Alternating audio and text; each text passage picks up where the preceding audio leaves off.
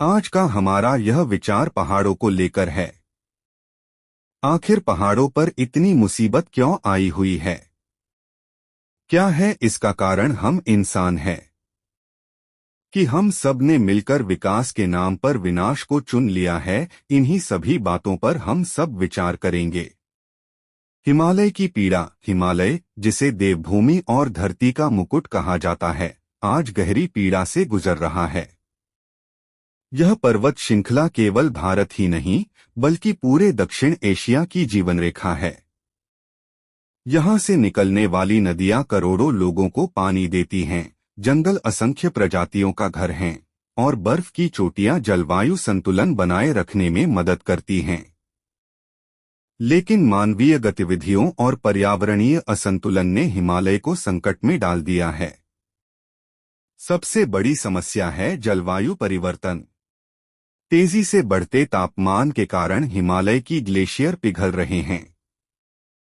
इससे नदियों का प्रवाह अनियमित हो रहा है। कभी अचानक बाढ़ आती है तो कभी सूखा पड़ता है। यह स्थिति वहां रहने वाले लोगों और नीचे के मैदानी इलाकों के लिए खतरे का संकेत है।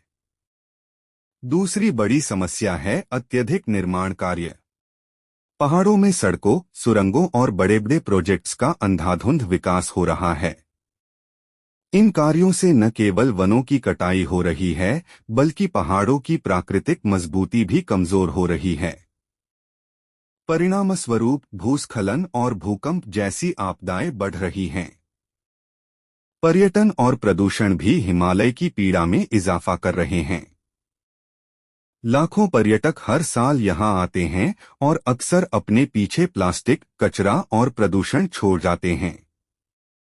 यह प्राकृतिक संतुलन को और बिगाड़ देता है। हिमालय की पीड़ा हमें चेतावनी देती है कि यदि समय रहते कदम नहीं उठाए गए तो इसका असर पूरी मानवता पर पड़ेगा। हमें विकास और पर्यावरण के बीच संतुलन बनाना होगा। वनों की रक्षा, जिम्मेदार पर्यटन और टिकाऊ विकास ही वह रास्ता है जिससे हिमालय की यह पीड़ा कम हो सकती है। हिमालय की रक्षा करना केवल पहाड़ों को बचाना नहीं है, बल्कि आने वाली पीढ़ियों का भविष्य सुरक्षित करना है।